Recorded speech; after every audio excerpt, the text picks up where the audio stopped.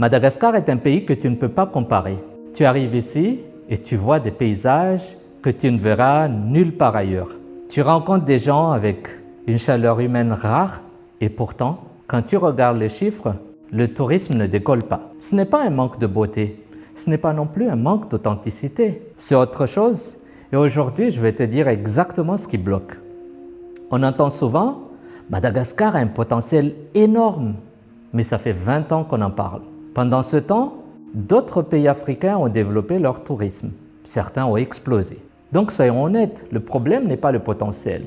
Le problème, c'est pourquoi ce potentiel ne se transforme pas en résultat. De manière générale, un touriste prend une décision simple. Est-ce facile d'y aller?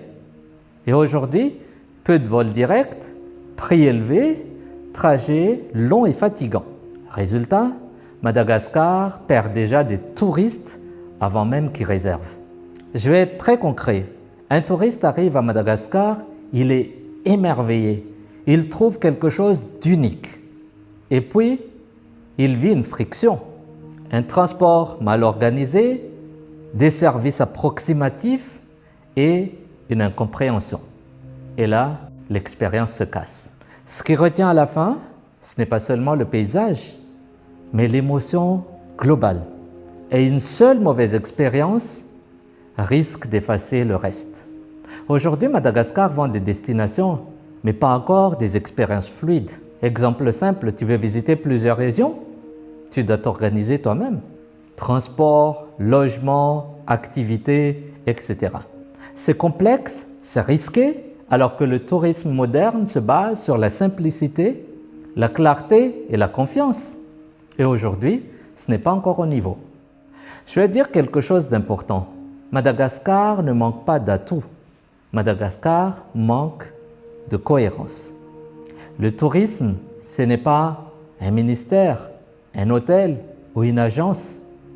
Le tourisme, c'est la cohérence de tout ça. Le tourisme, c'est la chaîne complète. Et aujourd'hui, cette chaîne manque encore de synchronisation. Si on veut que le tourisme décolle vraiment, il faut changer d'approche. Penser expérience client, mais pas produit isolé.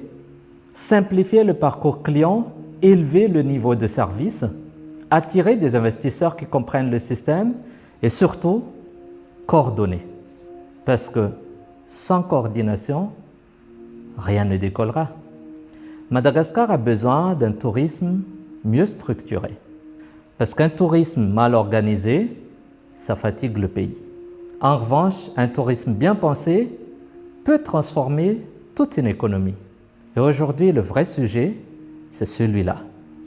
Merci de m'avoir écouté. Je vous invite à vous abonner à cette chaîne et à donner votre avis dans les commentaires. Sur ce, chers amis, je vous dis à très bientôt. Au revoir.